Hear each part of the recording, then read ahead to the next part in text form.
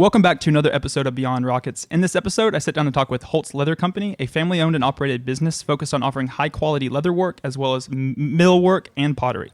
First off, thank you for taking the time to sit down and talk with me. Absolutely. Would you introduce yourself and tell us a little bit about what you do? Yes, I am Rick Holtz, owner-operator of Holtz Leather Company, a family business like you mentioned. And that's a nutshell what I am and what I do currently.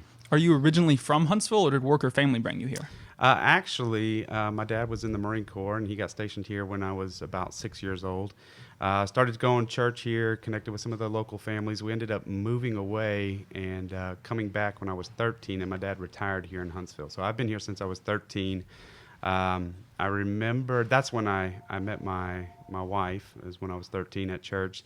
I remember the first Sunday that we were in church after we had come back from Japan. We were living in Japan, and Dad got stationed here at Redstone Arsenal.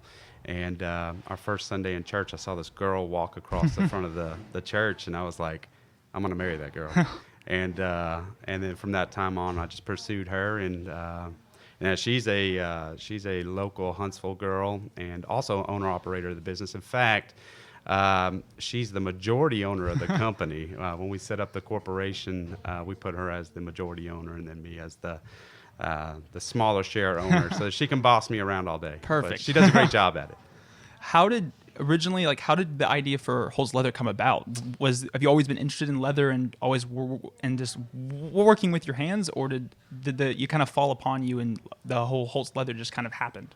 No, it didn't.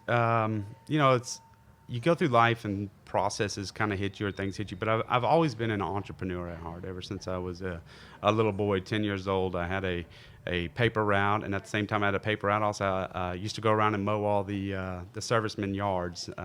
They were small and you could charge a lot, and that was nice. So I've just always was a very driven young man, and entrepreneurship is kind of reflects that style of personality where you're a driven individual and you're pushing hard to work hard and see the results of your hard work.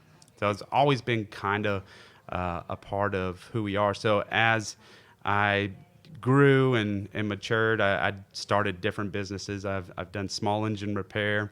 I've done even a little bit of counterfeiting, kind of a joke, but seriously, when I was a teenager, or not really a teenager, 10 to 12 years old, I was living in Japan, and a nickel was about the size of 100 yen, and 100 yen is worth $1, and of course a nickel's worth 5 cents, but they were pretty close in size, and as a kid, I was like, I wonder if I could hammer this out to get it pretty close to the same size as this 100 yen. And sure enough, hammered it out, got it. Perfect size. Perfect sizing. Drove off the post, and they had these Japanese Coke machines where they had the 100 yen. So it was 100 yen, and you'd get a Coke. So the idea was that I would hammer these things out and see if a Japanese Coke machine would take it. Yeah. And sure enough, I dropped the first one in there, and I heard the clink, like it took the money, and I was like, all right. And so instead of the Coke, which was the instant gratification, I went for the change return to see if it would spit out 100 yen. And sure enough, I hit the change return and outspit 100 yen. And so I went all over the island, dropping these nickels in there and hitting change return. Got home, and I was hammering out my next round of nickels, and my dad walks out on the back porch.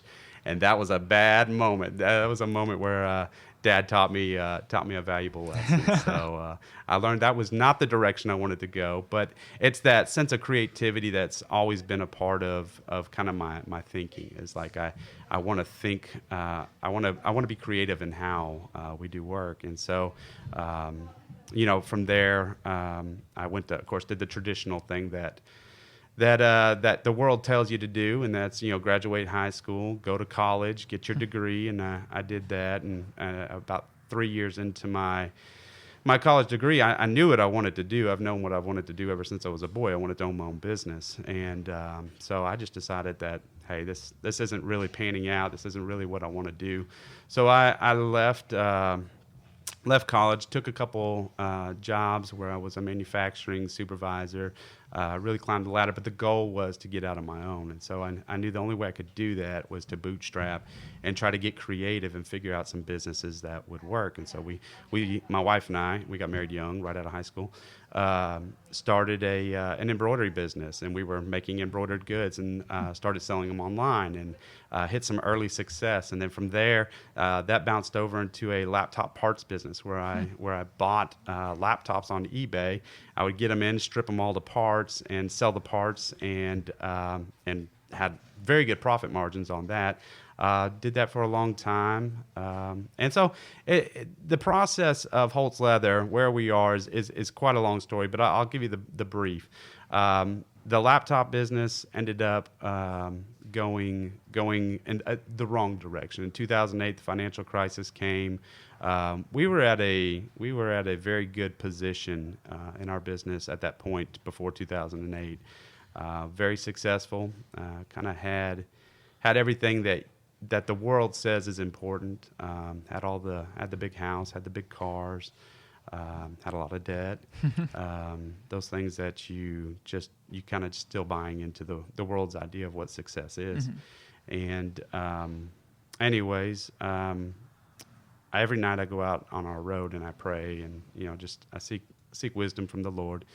And as I was out one night, I was walking out. My wife was like, "Hey, I really feel like you need to pray about pride in your heart. You just seem to really be struggling with it."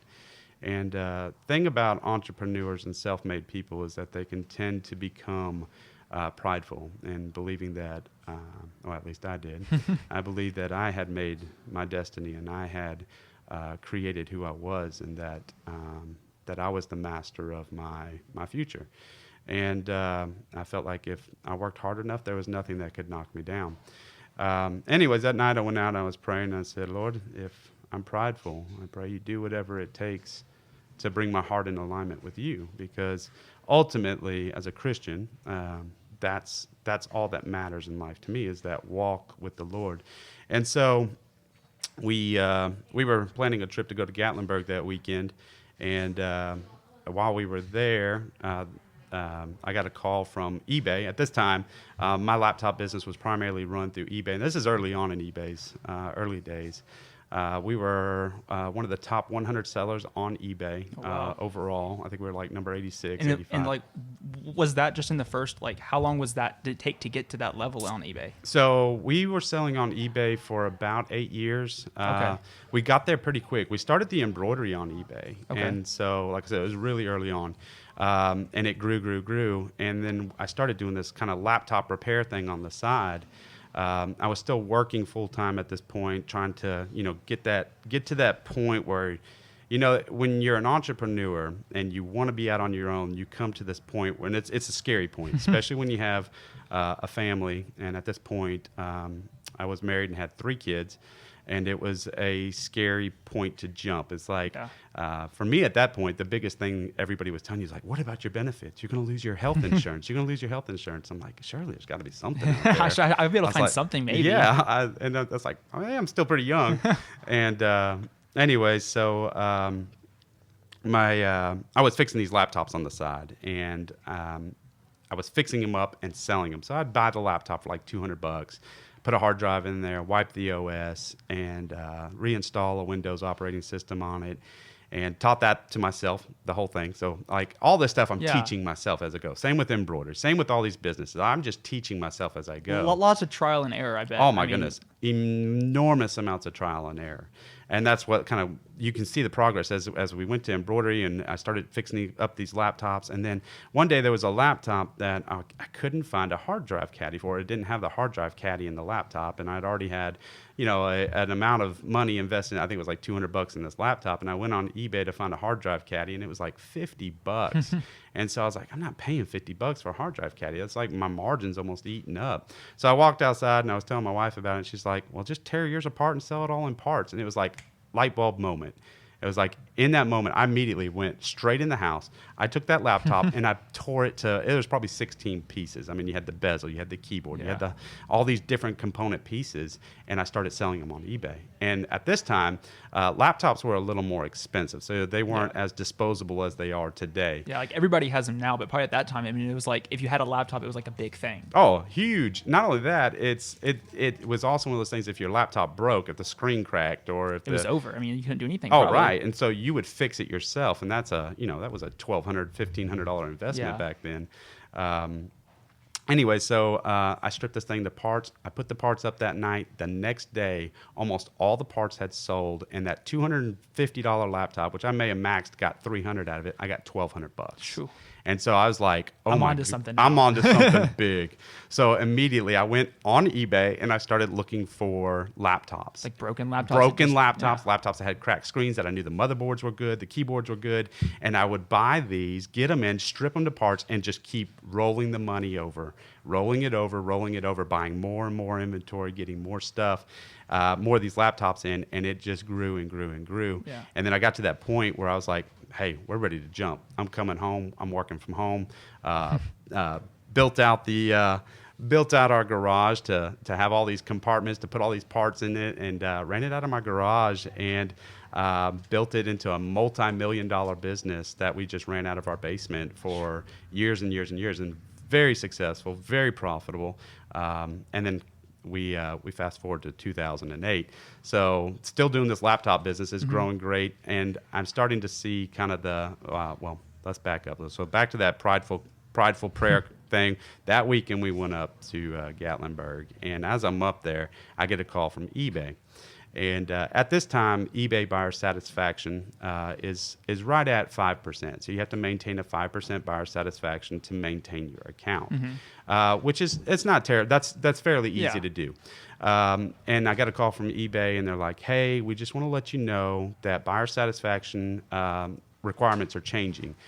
In the next 60 days, you're going to be required to maintain 3%. Within the next 90 days, you're going to be required to maintain 1% buyer satisfaction. That includes any negatives, refunds, chargebacks, any of those type of things. And I'm selling used electronics. And I know where my percentage is at this point. I'm at like 1.6. And I'm thinking to myself, I was like, this is almost an impossibility Yeah. to be able to maintain this. So get off the phone with eBay. And I kid you not, within an hour, I get a call from PayPal. And PayPal is the money processor at this Yeah. time for eBay. They're the one that handle all the transactions. And anyway, so PayPal calls me up and they're like, "Hey, just want you to know that because of the 2008 financial crisis, you sell electronics, and we're going to require you to keep $100,000 in cash in your account for us at all times. Basically, it's going to be frozen indefinitely." And we're a cash-based business at this point. I didn't use a lot of debt in the business because we just rolled over our Yeah. cash. And so I started telling my wife, I was like, "This is not This is- this yeah. is not good. This is not a good Like everything was situation." building up to this point, and you're like, there's nowhere to go but up. And then all this happens within the same day, and it's like, there's no, I don't even know if I can go any higher. Like I'm at a point that it's just like, okay, like what am I gonna do? Right, absolutely. And that night, my wife and I are kind of hanging out, and she ends up miscarrying our fourth child. And things just really start to spiral at this point. So I'm going to make it really brief, but there was a lot of hardships within this 6-year period. But we had a 5 to 6 year period where we lost everything. So we had our house was short sold, had our cars repossessed, business went down the tank in a big way. And I'm not a quitter in any sense of the way. So I tell you this, that I fought and fought and fought and tried to create different businesses. And I was realizing as I got into this how much I was fighting against the Lord. And it's like the Lord was really trying to get to my heart, and my heart was bent on the American dream, which is materialism. It's like more. And not only that, but that I was so strongly rooted in this ideology that I am the provider, I provide, I work hard, I do all this. And God was teaching me that, no, I'm the provider, and I'm sovereign over all things. And so as I was losing everything, it took 6 years. My wife and I were living in a rental house at the end of all of this, when it all kind of ended.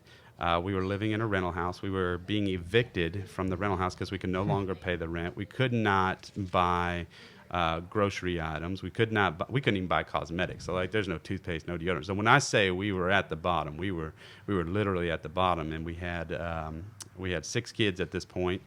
We were living on a this acreage where we had horses and donkeys, and I don't know how we fed them. I guess they just ate the grass. But we were so low, and I remember 2 weeks before we were being evicted from the house, I was out praying, and I finally came to that point where I surrendered it all, and I said, Lord, I recognize my pride, and I recognize that you're sovereign over all things. And it was pretty quickly after that things began to turn around. And I got a call from a friend, and he said, we were 2 weeks from living in our car. Neither of our families could house us because we had too many kids. So the only prospect was either divide the family up, half live with her family, half live with my family, which would be absolutely worst case scenario. Like that's as close and tight knit as our family is, and my wife is my best friend. She's my accountability partner. She's everything to me. I mean, I am the most broken man at this point. Like, broken. I can almost, even though there's quite a bit of time, I can get really emotional over it really quick because I still feel the pain from that time. It's still very, very near to my heart. But the prospect of we looked at, maybe living in a state park, doing something until I can get my feet back under me. And it just seemed really desperate, like very desperate times. But I knew at that point who the provider was. And that's when I turned my heart over and said, Lord, I recognize you. And while I was out praying one night, within that 2-week window, I got a call from a buddy of mine. He said, hey, my dad was trying to sell a house over here in Huntsville, and off of the north side of Huntsville, and he said it fell through. He doesn't want to sell it. Is there any chance y'all are looking for a place? I hadn't said anything to anybody, so You're I was like, yes. I was like, absolutely. I was like, but I don't have any money. Yeah. And he's like, listen, we got 12 acres. Dad just wants to know if you'll just live there and kind of just take care of everything. Take care of it. Yeah, we're not really expecting much. So we were like packing up and heading out. We took the horses with us, and it was like, it was just amazing like to perfect see. Timing. Yeah, not only that, but the provision of the Lord is like this moment where I felt like the Israelites crushed against the Red Sea. Like, this is an impossibility, and I know there's nothing in my strength that can make this work. And then I let go and let God have it, and man, He parted the Red Sea, and it was a miraculous thing for our family, and our family just rejoiced in the Lord in that moment, and we're just so overwhelmed with His provision, and realizing that He's the one who takes care of us. And I during that time we moved into the Bob Wade house, and we started learning how to do leather work. We started learning how. So did the leather work as a whole just kind of come up like a passion? Like, did you just were like, okay, I have this house, I'm in a house now, like I've gotten through all this tough times, and you're like, now like leather is it, or was it like, I don't know what is it, and I'm just going to try it, and leather just happened to be what you decided to try at that point? No, really what it came down to was that we had for a long time done the eBay thing, and I had done had been doing the laptops, and I realized that as an entrepreneur and going through everything and losing everything, I wanted something of substance and something of value, something that I wanted to think multi-generational. I didn't want to just think about me and what I wanted. I wanted to think about me, my children, my grandchildren, and building something that is bigger than myself, building something that I can work side by side with my kids. I can train them. I can spend time with them. I can pour into them. And it's going to be something one day I can turn over to them to run. And in those day-to-day moments of rubbing shoulders with my kids and them seeing what business is really about, and how I view business now versus how I viewed business then, and teaching them the trade of leather, I think is really what was desirable. It's like I wanted something that we could do inside the United States that we could make here and be competitive. And I looked at different things. I mean, you look at clothing. It's so hard to be competitive because you're really battling against Chinese imports. Yeah. So much of the American economy is imported from overseas. And it's like I wanted to make something here in the U.S. and bring value to my community, our town that we live in, and our family. And I really knew that leather was that ticket. Because it wasn't all like, it wasn't just like about like it wasn't that leather just happened just to fall into place. It was like I wanted to teach them a skill that was going to last forever, and then the company behind the leather work just kind of fell into place, and it just went from there. Right. And well, it was like, what can we do as a business? Where are some opportunities that we can really succeed? And we just kind of started dabbling in leather, and it was definitely, to me, leather is timeless. It's one of those things that's been around for forever, since man's been on earth. I mean, the Lord made skins for Adam and Eve. At least I think they did. Maybe it was leather. Anyways, I just had a real draw to it, and so I started buying books on Amazon, reading, consuming all the content I could. I remember waking up in the middle of the night. It's like, babe, I'm going to go buy a sewing machine this weekend. I'm going. And I did. Like that weekend, I got on Craigslist and I found me a sewing machine that was up in Chattanooga. And I wasn't looking just for any sewing machine. It had to be a uber manly sewing machine. Yeah, so I found this massive brown sewing machine that had like gear shifts on it and had gas pedals on the bottoms. Like if I'm going to sew, it's going to be manly. I'm going to look cool while I sew. That's it's right. Not just going to be like a typical sewing machine. So like you move into into the house, and what were you doing for work at that time? And I'm assuming that the leather stuff at that time was just like a side gig. I mean, it wasn't your 9 to 5 paying the bills. No, you're right. My wife had stumbled on an idea right before our eviction out of the house, and it was these bridal robes that she had found on Etsy that were doing really well. And of course, we didn't have any money, so. And I didn't have an embroidery machine.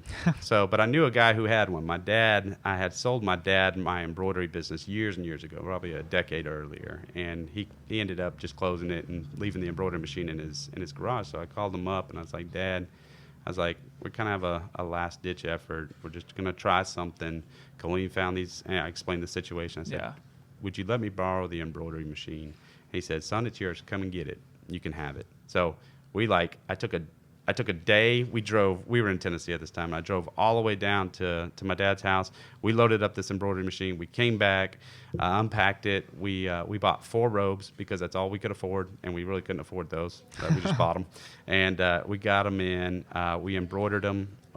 We put them up on Etsy, and sale, one right after another. Oh, wow. Right after another. And it was just like amazing. It was like, the sales were just coming in. Yeah. And that was actually the turning point for us. And then what we did was we knew we didn't want to do embroidery long term. That was not what we wanted to do. It was just like, it was what was working at that point. So That's right. I'm just going to jump into it and do as much as I can because it's working. Yes. And I think this is a valuable lesson. I hear from a lot of entrepreneurs that come to me and they're like, hey, I'm passionate about X, Y, Z. I'm super passionate. This is what I want to do. And I was like, sometimes you got to do the things you don't like to get to the things that you're passionate about. And that's what we had to do. I did not want to be embroidering pink and purple. I didn't want to sew things robes. either, but I had to do it at the time. Yeah, right. And so we take this one embroidery machine over to the house we're moving into. And my daughters are teenagers then. And so they were just, everybody in the whole family was just, we knew our situation. It was bad. And at this time, we did not file bankruptcy. I don't think that was the right thing to do after going through these years. So we had a lot of things to dig ourselves out of. A lot of, I think I knew the sheriff on first name basis. He was at my house knocking on the door all the time with a new lawsuit. It was hard times, and we knew we had a lot to dig out of. And the Lord was faithful. The business grew. We had one embroidery machine. Business got so good within months. This is the fastest business I've ever seen grow. Which is crazy. It's phenomenal. We went from In a series of 6 months, we went from 1 embroidery machine to 4 embroidery machines to hiring 4 people that were working in the basement at this house we were staying at. Wow. And we slowly started digging out. And this is when I was like, I want to do something real. I want to do something permanent. I want to do something that we can build and we can leave a legacy to our kids. I want to make like my own product or something, whatever that is, Absolutely because I want to make something that's not like not having to deal with, or I'm not having to rely on someone else's work to then add my own touch to it. I'm designing my own thing and creating my own product. That's right. And so you have this embroidery like company at this point. Mm-hmm. So like, what was the name of that company at that time, or did you even like? Yeah, we named it. It was because Etsy, you have to have requires. Yeah, it requires a handle name. So we came up with a Heritage Wedding, and so you can already see the seed of our thinking here. We wanted something heritage, something long term, something lasting. We wanted it to be family, but we knew that importing products from China was not what we wanted, and that's what this was. And was it all? Were you doing more than just robes? And like, what was those bridal things like the start, and then you just started adding other products too? Right. So yes, bridal robes was it for a long time. Like I say a long time. This grew so fast. It was like for the first several months we just did bridal robes because they were crazy. It's really crazy. We were what was interesting is we caught a trend before anybody else really was out there doing it, and so. It was just the perfect timing, and then it had just exploded. So we were very first on the scene creating these bridal robes.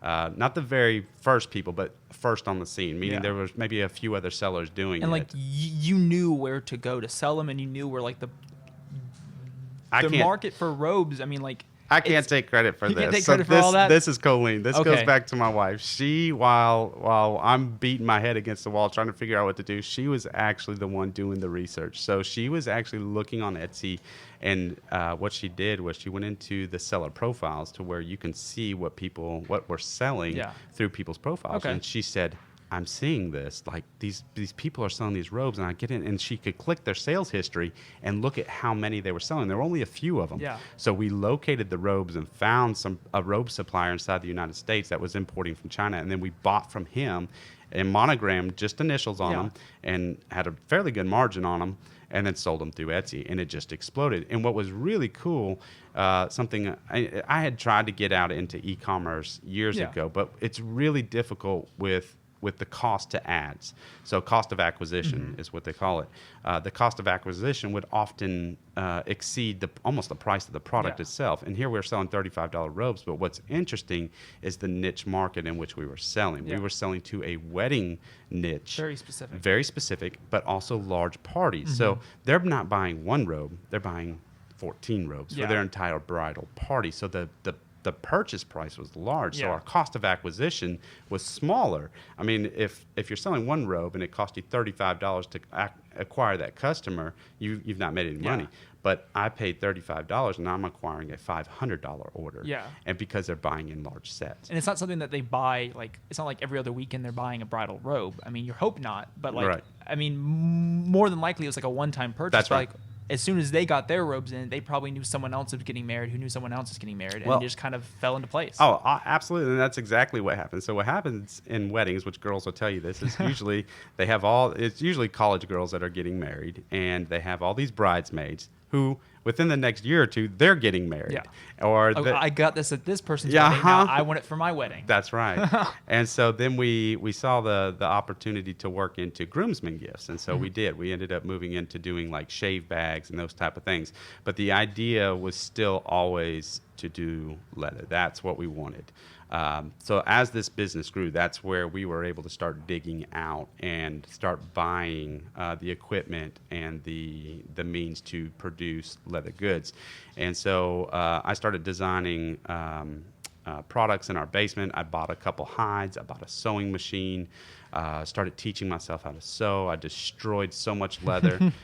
Literally, the big manly sewing machine that I bought was not the right sewing machine. So it was just tearing up everything. It was just eating the leather because I was trying to do fine leather work with this monster machine that was really meant for gun holsters. Yeah. And I didn't know that at the time. Yeah, you're like, oh, it looks manly. I want to use it. Yeah. It's like, whatever. Right. But then it tears up everything that you have. Everything. And it's like... It's so frustrating because you're like constantly going back to the drawing board and like trying to buy more leather, and you're like, I just bought leather last week. That's right. And so we're realizing is like after doing more and more research, like, oh, this sewing machine is not the machine I Got need. it. So, at this point, I'm reaching out to sewing machine suppliers and I'm telling them what I'm trying to do. Yeah. And they're like, oh, well, you need this. Oh, yeah. Duh. This Like, is the obvious. machine you Yeah. need. Yeah. And you're like, I didn't know that. I didn't read it in any book that I ordered on Amazon. No one told me when I was No. doing this. It was just something like I had to fail to learn something. And Oh, then my goodness. And like it's the whole process, really. Right. And so I realized that my stitching quality was not where I wanted because we wanted to create a quality product. So I'm like, okay, let's start simpler. Let's just create a product with one rivet. I can rivet like nobody's business. So we designed a keychain, which is still in our product stock. It's our very first product. And it's the Tucker keychain. And it has literally a fold-over clasp and a single rivet. And we started it the same way. So this was the launch of Holtz Leather. We put it up on Etsy, its own account, separate account from Heritage Already Wedding. called Holtz Leather at this time? Already called Holtz like, Leather. Where did the name come from? Like, I mean, obviously, Right. I mean, people that aren't listening or aren't familiar with you or like the company itself might not know the reason for the name. I mean, obviously, it's your last name. Right. But was it always going to be your last name? Like, or did you have other names in line for the leather company? No, it was always the last name. I think I wanted it to be associated with the family, and I wanted to be associated with our story because I felt like the story was just as important as the brand. I feel like the family behind the brand is the brand. It's like what you see is what you get. Mm-hmm. We're a hardworking family, and we've been through difficult times. We've realigned our life to realize that the things that we work for are different now. They're not the things that we lost. Mm-hmm. The things that we lost was They're all behind, yeah. that's the materialism. Yeah, We for lost sure. that. It's like, yes, we work our butts off. Yes, we want to be successful, but at the same point in time, it's like I also realized the value of what life is truly about. Mm-hmm. And it's about our family, and family was very important, and bringing glory to the Lord. That's the ultimate thought. And so, by telling our story alongside of our brand, you understand the brand with it, Mm-hmm. and so that's kind of why we did Holtz Leather. We wanted to be a heritage brand, a family brand. We're not looking at selling this business off. It's something we want to do, and we want to be here for a long time. So you put the first product for Holtz Leather, the keychain on Etsy, and did you see it just blow up just like how the robes did, or No. did you just sit there and wait for it? No, we had to wait for it. This was a little harder to start than the robes. The robes blew up, just blew up. This one was like, it took a little more, like it was a month or two, maybe a month, and then all of a sudden we got an order, and it was like an order of 8 or 9 or something like okay. that. And it was like, that was really Yeah. exciting. It kind of energized us. Yeah. Like, all right, if we can get one order, we can get more. Yeah. And so we just kept producing new products. We kept working at the skill, trying to get better. I tried to figure out the sewing machine. We were able to get the sewing figured out. I bought a different sewing machine, a much smaller Yeah. tabletop style Yeah, machine. perfect. Taught myself how to sew and started creating basic wallets, simple wallets that I felt comfortable being able to stitch, and I felt like the quality was right. And so and then it just started growing and growing and growing and just being very consistent. One thing we are lessons that you learn in business is definitely that this time we were not going to do debt at all, not personally and not in business. Yeah. And so what we did was we took every bit of money that we were making inside of the embroidery business, and we started pouring it into the leather business. So we started buying equipment, and as the leather business started to make money, then we started doing some basic advertising, and then we built a website, and then we brought on some marketing help, and then we really started pouring a lot of money into marketing on the front end.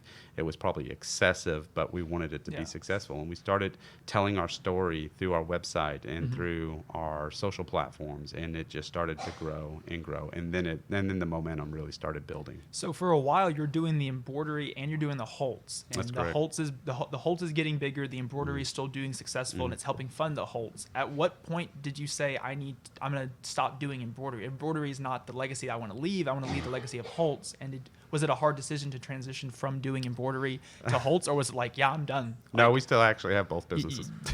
We have 2 separate businesses. We can never squash the Heritage Wedding. We really stopped putting energy into it about 5 years ago. Like, we've added no new products. We've added nothing.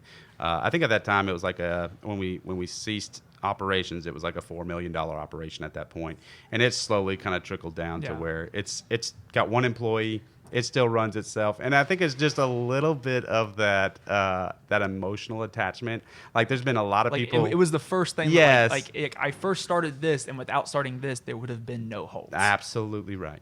And so I was like, I'm never going to get rid of this. Well, or I'd say potentially, that maybe. I've had a lot of pressure from some of the directors in the company to just let it go, because it is sometimes a little, it requires a little more than, but it's still very profitable. Yeah, so I'm kind of like, it's like, well, it's still kind of doing good, and it's like, it's still kind of a part of me. I kind of want to keep it. Yeah, but it's kind of, it is. It's one of those things that we just have an emotional attachment to it. But yeah. So you're doing the embroidery, you're doing the Holtz, you're coming out with new products, you have keychains, you have wallets, you're kind of building that out. And you start pouring more money into advertising and all this stuff like that. At what point did it kind of become more than just doing it in your house? And was there other things that kind of led up to its success and its growth that kind of was like big key points in the history and story of Holtz? Yeah, I think for us, it was the launch of the website was a big milestone moment.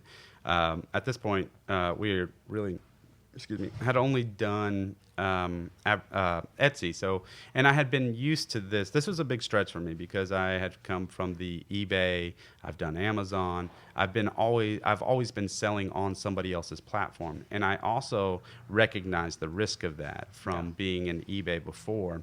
And seeing that if I have everything in eBay or everything in Etsy, that's not a good position to be in as a business. And so we knew that we needed to create a website and launch it out and get successful on the website. I needed the website to be bigger than our Etsy platform or our eBay platform or our Amazon platform. They needed to be larger.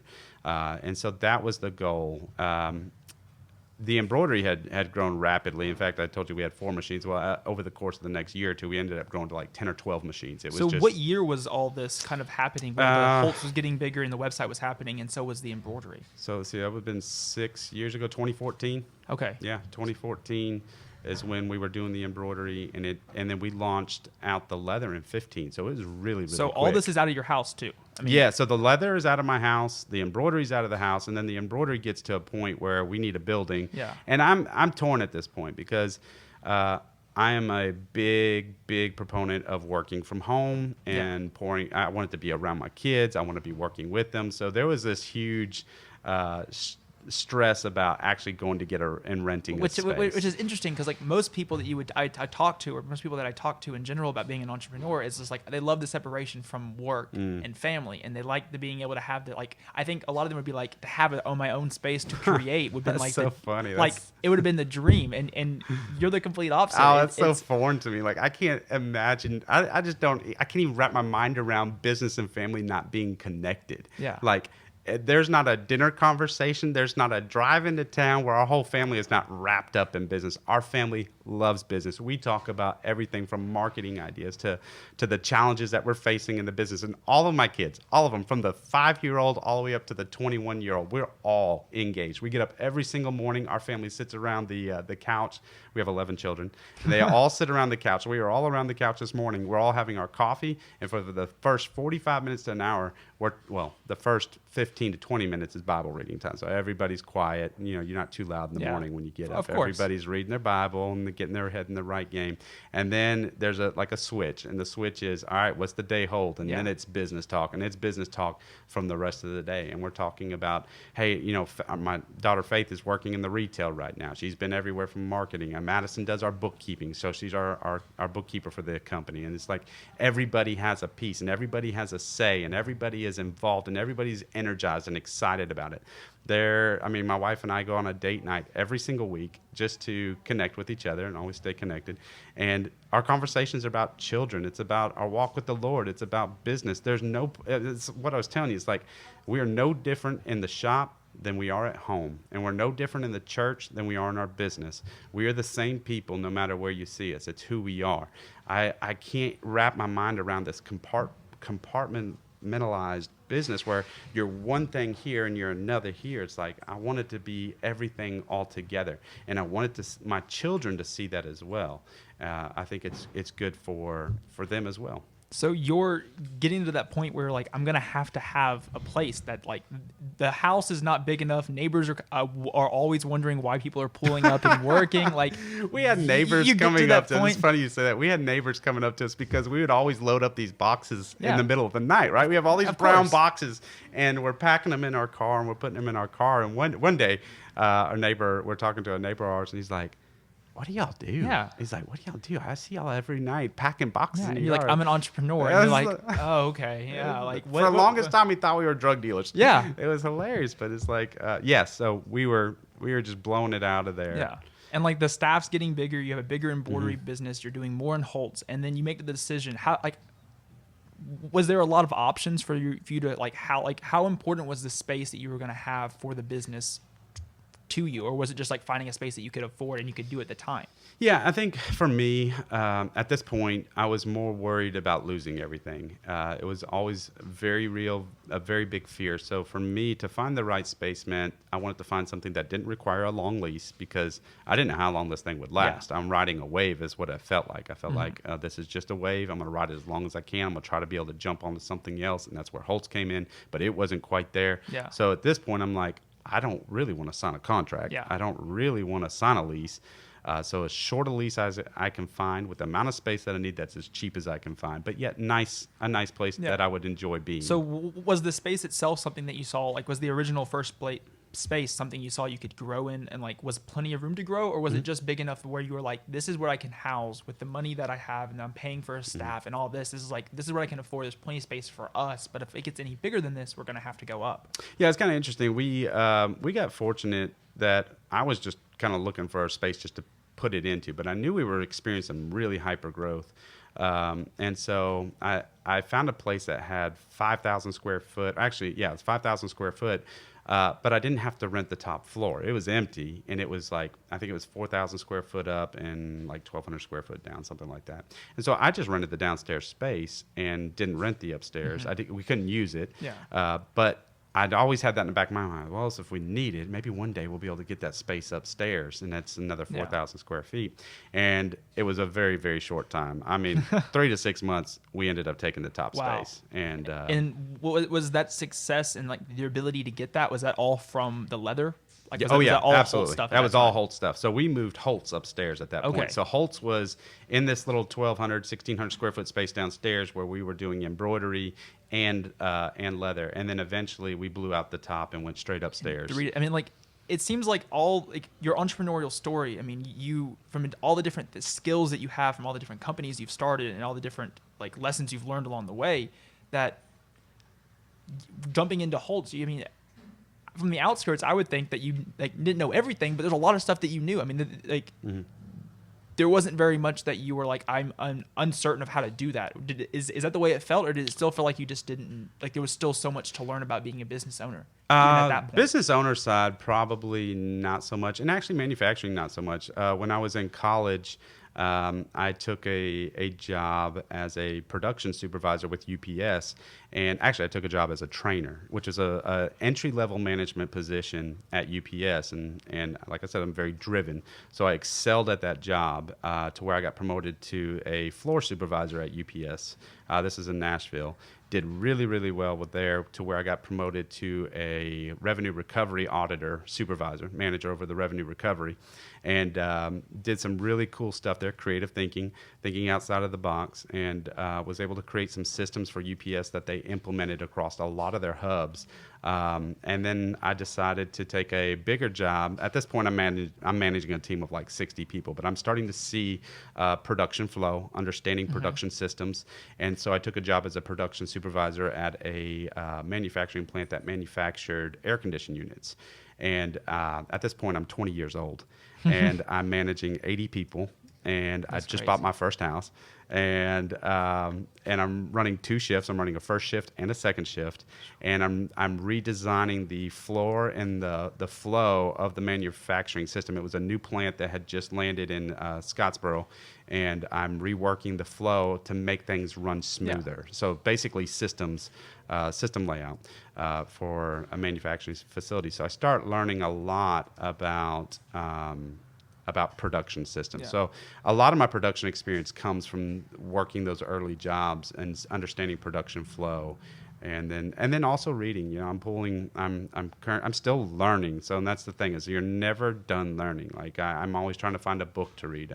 One of the more recent ones that I've been reading lately is like the manufacturing systems of Toyota, the Toyota way, and it talks about just-in-time inventory systems and how that works. And then I'm reading Disney Creating Magic and understanding the customer service side, which is something I lacked before going into the leather business and the Etsy business. And I learned through losing everything how important customer service is. And so always putting books and periodicals in your path is very, very important to developing, because trends change. And not only that, but you still need the motivation. Yeah. And we were reading, I periodically will run into Barnes and Noble, and I'll just grab a bunch of the Forbes and some of these magazines, because I love reading the stories. They get you energized and they get you excited. Like someone's building something that's incredible. Yes. You're like, I want to be just as incredible building what I'm building. Right. Like, how can I learn from them? And I think it's interesting how you pool lessons you've learned in completely not relevant businesses that you've worked in,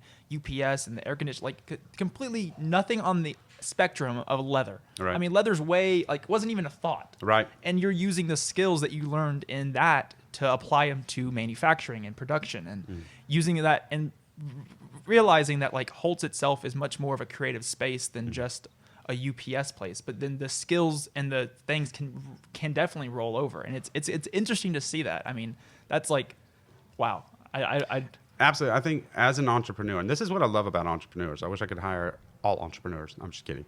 No, but it's this sense that they don't see barriers, they see opportunities.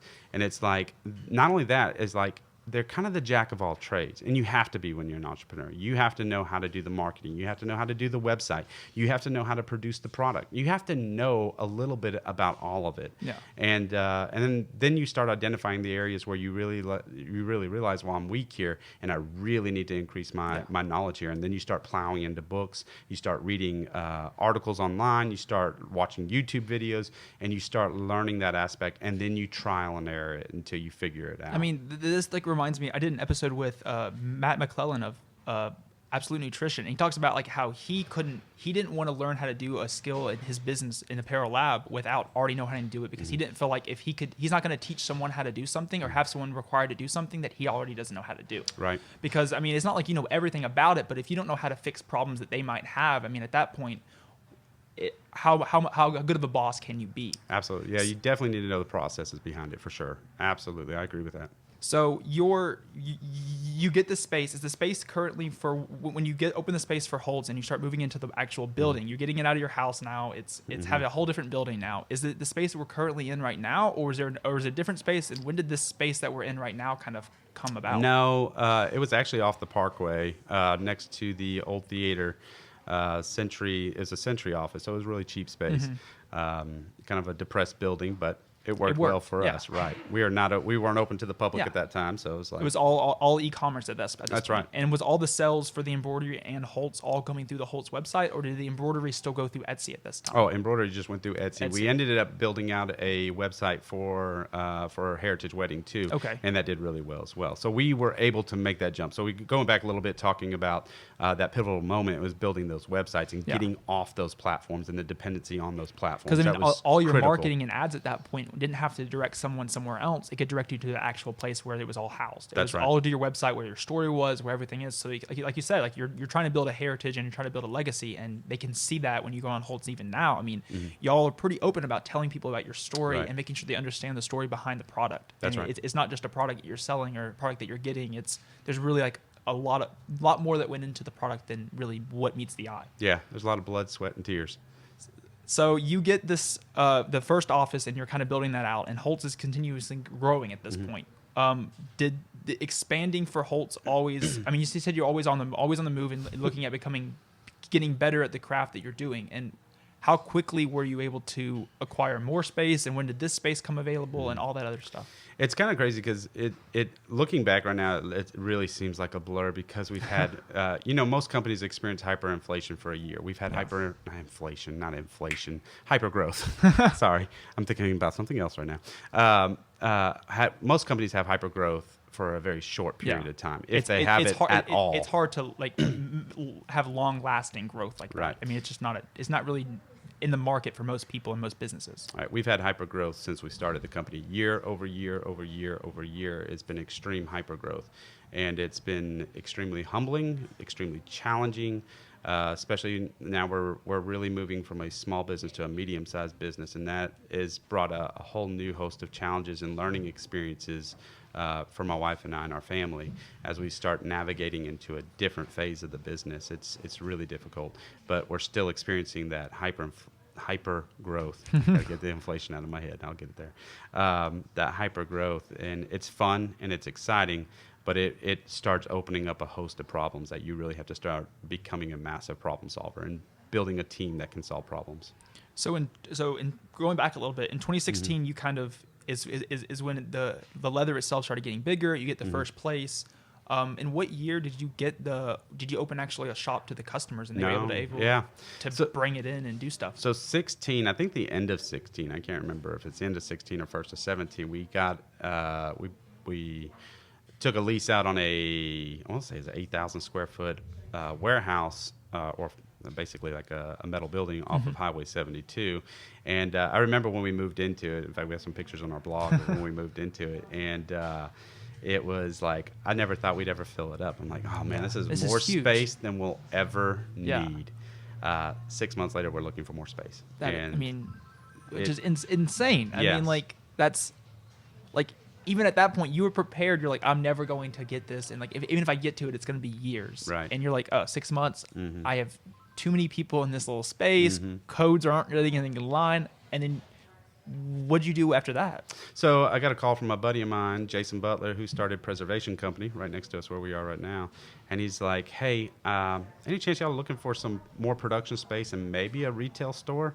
And at this point, Colleen and I hadn't really considered retail. In fact, we kind of didn't even want to fool with retail. Yeah. Retail is just kind of like, I'm not big into retail. We're doing really well with e-commerce.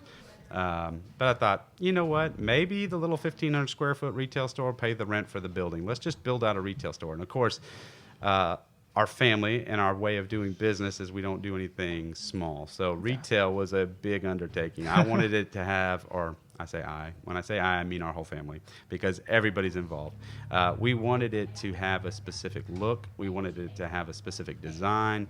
And we spent an enormous amount of time, energy, and money to build out the experience. We wanted the retail to be different than walking into Bed Bath & Beyond or walking into Fossil. We wanted it to be an experience that when you came in, you were met with hospitality. You were met with overwhelming leather smell. You were met with stepping back in time and seeing life in a different way. We live in such a fast-paced world that it's like everything's moving so quick, and we wanted to step back. Let's step back 100 years when people cared about each other, and when you walked in and you were greeted with a smile, and it's not just somebody sitting behind a counter on their phone scrolling as you walk in, not even acknowledging you. It's like we had a specific experience we wanted to bring to life. Is that kind of why you were so hesitant to get into retail to begin with? Is that you knew you wanted to do it so right that you were like, there's so much that has to happen for this to happen. I'm just like, I don't even want to deal with it. No, honestly, the reason I didn't want to do it is because I just didn't think retail was the direction to go. I felt like retail's dying, and I felt like even at that time, like I think now, like looking, I mean, that was 2018, 2017. Yeah, we opened the Black Friday 2017. I mean, like even at that point, I would have said, oh, there's still a place for retail. And like in hindsight, you were already like, I don't think there's a place for retail. Like now, I'm like, there's no place for retail really. Like, I mean, I see the benefits of some places, but like a lot of things, I'm like, I'd rather just shop online. I can sit on my couch, I can sit at the office, Right. I can just place an order, and it's going to be here in 2 days. Right. My background being e-commerce, I knew retail was dying. I Yeah. knew it was dying when Amazon started emerging. It's like I knew it was on. Yeah. It was on the brink, and then I started. I'm still reading, and I'm still reading that. Yeah, retail's on the brink. It's not going to Yeah. be there unless retail changes. Mm-hmm. And so that's where I was like, retail needs to be experiential. Yeah. It needs to be an experience. I think that's what would give retail something different than every other box store that's out there is the experience. And that's what I focused around. It's like, well, if it's going to do anything, and maybe it'll pay the rent, let's at least make it a nice experience. Our original plan was to have that experience and then have you come upstairs to where the manufacturing is and actually be able to see everything being made upstairs above the retail store. That was our original thought. Yeah. So like so that not only were they seeing the products as they were for the customer, they were seeing the process of it going from plain leather to getting stitched to getting Yeah, the, I mean, the where whole else can process. you shop and walk upstairs and watch it be completely put together? I mean, the product you're buying, most of the stores you walk in are all imported from overseas, and so it's like here you are in a town where you can see the product being made right in front of your eyes, and so that was our original plan. The problem was we outgrew the space upstairs, so manufacturing had to be split. So we ended up keeping that building off of Highway 72. In fact, half of our manufacturing is done there. Part of our manufacturing is done here. We just acquired another building that's 10,000 square feet. We have manufacturing there. So we have manufacturing in 3 different locations right now. And we had manufacturing in 4. So like, I mean, you start in 2015, 2016, leather. And in 4 years, or I guess in 3 years, you're already outgrowing your spaces. I mean, like you have 3 or 4 spaces and you're... It's a real challenge because, most businesses, you want to buy a building, right? Yeah. You want to buy a building so that you're getting your money that you're paying every month back at some point. You're building equity into your building. I never felt comfortable buying a building because we kept outgrowing all of our buildings. Yeah. And so we ended up buying a couple of our buildings, but it's still that we're still not all under one roof. And I really would love to be under one roof. Yeah. So your entrepreneurial story is just incredible to me because the experiences and the lessons you've learned as far as in the different businesses you've ran and the companies you've worked for and in how you're able to apply that all to Holtz. What is, as Holtz is continuously growing, I mean, it's 3 or 4 years, you're having 3 or 4 locations, you're having manufacturing, you're having all this process. How often do you have a time where you're like, I still don't, I wish I would have known something years ago. I wish I would have known something before I started all this that would have helped me right now, or does that happen very often? I don't think in that way, and I think that's why this is a hard question for me, because that's not the way my brain thinks. I think I'm just always faced with problems, so I don't try to think on what would I have done had I known this or had I known that. It's just like, hey, I'm dealt this hand, I've got to play it, and I got to move forward. And I don't think I waste too much energy thinking about if I would have known this 5 years ago. Maybe if I would have known about Apple stock maybe 20 years ago. Yeah, or like Amazon and like all those things that you were like, oh, like this is gonna be big. I wish I've actually had gone something into that. Yeah. Right. Every day is a new challenge in the business. I mean, we've run into things that I wish we would have known about, like legalities of OSHA being manufacturing. We had an OSHA visit one time, and it's like you don't realize how serious those things can be. And so that's a learning experience, and it was something we had to work through as a company, and we had to figure out, and we had to make right. Because here we went from working in our basement where you're not really concerned about operational health and safety at this point. And you're growing with hyper growth, and you lose focus of specific things with hyper growth. And that's one thing that now looking back, I wish that we would have had the time or the focus to build more structural foundations in place that we really needed for. But you don't know that then because you don't know what your growth's going to be. And then you have this hyper growth, and it's like, and I love the TV show Shark Tank. I don't know if you ever listened to it, but that's like one of my favorite shows where our family gets around at night. That's our one TV show that we will watch. We don't watch TV in our house. but we will watch that one. And I remember it was Mark Cuban in one of the episodes was talking about business, and he says businesses that experience hyper growth for extended periods of time become vulnerable because they haven't taken the time to build the foundations for that growth. Yeah. And It's so, just constant moving all the time. You don't have Yes. time to like look at specific things along the way. right. And going back to my manufacturing years and how important those systems are to the profitability of a company. And if you don't develop that base of these production systems and you don't develop the job titles that go with it, and you don't take that time and energy because you're always pushing, it can really backfire on you, and as you're growing. So the Holtz is growing, and all the leather work's growing. And I know, I mean, from your website and from the other works that you do now, there's a lot more that besides just leather that Holtz even does. Can you tell me a little bit about the millwork and the pottery stuff that Holtz is even a part of? Yeah, Millworks was a fun idea. My dad is my hero. He always has been. Was my best man in my wedding, and still my best man today. And he retired from the Marine Corps. I took great pride in my dad's service to the country, and he was the one that lent us that embroidery machine. And when he was retiring, he's like, "Son," he's like, "Do you think there's any need for?" He does woodwork and he turns pins on a lathe, and I was like, "You know what, Dad?" I said, "I bet we could take some of your pins and put them on our website and see how they do." And so we developed a Millworks line of my dad, and my dad being part of our family, of course, and part of the story. It fit really well. And so we took pictures and video of him turning pins and started selling these handmade pins on our website, and they blew up. And now Dad, he just... I can't believe the amount of pins that he turns out, but he still hand turns every single pin that we sell on our website, and we sell an enormous amount of them. That's crazy. Wow. Yeah, so it's pretty cool. So from that start, we started expanding into other wood products, and we got into purchasing some barrels from Jack Daniels. We bring those down. We process the barrels down. We break the barrels down, and then we make products out of those barrels. So that's kind of where we are now. We have bigger plans to go further with Millworks, but our problem is that we're so maxed out with production right now that we're just producing what we're selling right now. So we really got to find some energy and some effort to start creating some new products to keep moving in that direction. So we're working towards that.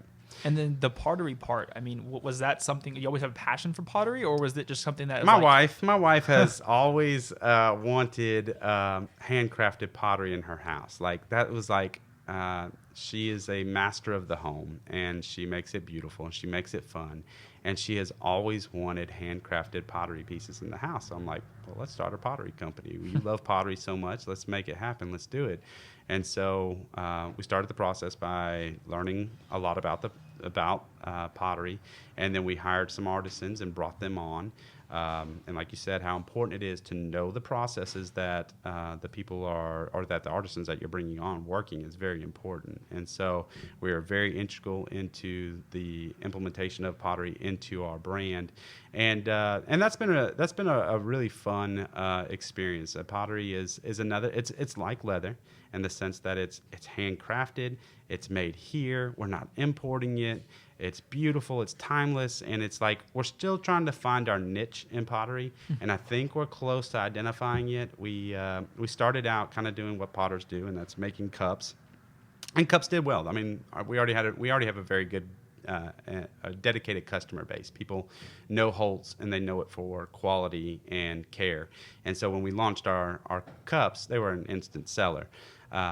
But not quite where I wanted it to be. And so as we're working, and I'm like, well, it's not exactly what, so let's try this, and let's try this. And so we started the first year of pottery just trial and error of like, well, let's make some spoon rests, and let's make some plates, and let's make some of this and that, and let's see what the market reacts to. And so, interesting, we also started a candle company, and so we ended up merging the two. I was like, we tried to reach out to a candle manufacturer to have them manufacture candles for us to put in our retail store, and then finally we're like, let's just do it ourselves. Yeah. That's one thing that I think Holtz is big about too, is that we believe about doing everything in-house. If we can do it, we're going to do it in-house. That goes for marketing. Our marketing is completely in-house. All production's in-house. Everything that we do, our designing of our products in-house. Videography in-house. Photography in-house. Everything we do here. Our graphic design, everything is done here, because we want that full control over the product. We And want it's easy to say that, like, oh, I'm taking a picture of something and I'm the content creator, but I need to know how the marketers need to market this to make my pictures better. That's right. And when you can go upstairs to talk with them, it's a lot easier than saying, like, I need a call or send an email, and then I need to. And you're losing time. Yeah. And time is everything. And that's another thing too it's real challenging with going from a small business to a medium business. Is like when you're a small business, you're a speedboat. Man, you can turn on a dime. You can react to the market so quick. But when you're a medium-sized business, this has been a real struggle for us. It's like I see a trend and I'm like, let's shift gears, and it's like, it's like a barge trying to turn. Yeah, it's not as quickly as you would like, but it's also having a team behind you that can see those trends and react quickly is everything, really. Right. Yeah. So you're building out the candles, and you have the candle process. Yeah. So we ended up not going with a candle person, and so we started trying to look at vessels, and doing anything, you kind of look at what's out there and then you kind of imitate it. They say that 99% of everything you see is imitation. Very little is actual innovation. So we're kind of imitating what's out there, and then we kind of figure out our own style. And so we're buying these glass vessels, and I just don't like them. I just don't like glass vessels. And so we get the idea of producing our own vessels in our pottery. And then, so it's like our handmade vessel with our candle. And that was just dynamite. And it's been big, big, big for us. We make our vessels. We have full control over the glaze that we put on, the color, the scent. Everything is in our control. And it's so much fun because your creativity can just explode. It's like we adopted 5 children from Costa Rica. And so we designed a Costa Rica candle to go with the launch of our Costa Rica video series showing our story of adopting our children. And it was a huge success. And it's just neat to have that ability to tie. And it goes back to what I'm saying. Our family is our business, and it is together. And everything that you see is who we are. So having as long of an entrepreneurial journey as you have, how much of your success would you contribute to being in the right place at the right time? And how much would you contribute to your hard work? Hard work is definitely, that's part of our ethos. You go out there in our retail store, hard work is on the glass. It's spelled out because we believe it's very important. And right place, right time is important. And applying yourself is important. And knowing who the source of all those things are is also important. And I think that today it's easy to want to follow your passions, and your passions are something that can kind of lead you down the wrong road sometimes, because sometimes you got to do the hard things to get to the things you're passionate about. You still bring your passion along with you. You take it with you wherever you go. But sometimes you got to do the hard things, like embroidering robes. It's not what I wanted to do. But it was what needed to be done at that time. That's right. And that's a hard thing for people today is I think we live in a very emotional society, and a lot of the verbiage that goes around is all about what you're passionate about. And sometimes it's just buckling down and working hard and figuring out how to get to your passion. But sometimes it's doing the things that are just hard. How can people reach out and connect with Holtz and what they're doing? We're pretty transparent with who we are. So, if you get on our Instagram account and follow us on Instagram, we're posting stories all the time. I think we had a story just this past week where we built a trail on our property, and we ended up sinking our 4-wheelers in it and had to pull it out with the tractor. So it's like we're very transparent with our family through that. So that's an excellent place to see who we are, to connect with us. We get a lot of comments through our Instagram and Facebook accounts, a lot of direct messages. We personally can't reply to all of them, but we do see a lot of them, and we love hearing how people are representing the Holtz products, and it's really cool to see what the Lord has done. Well, thank you again for sitting down and talk with me. I love learning more about the Holtz Leather story and your story being an entrepreneur, and I continue to look forward to the success that Holtz Leather will have in the years to come. Absolutely. Thank you for this time. I appreciate it.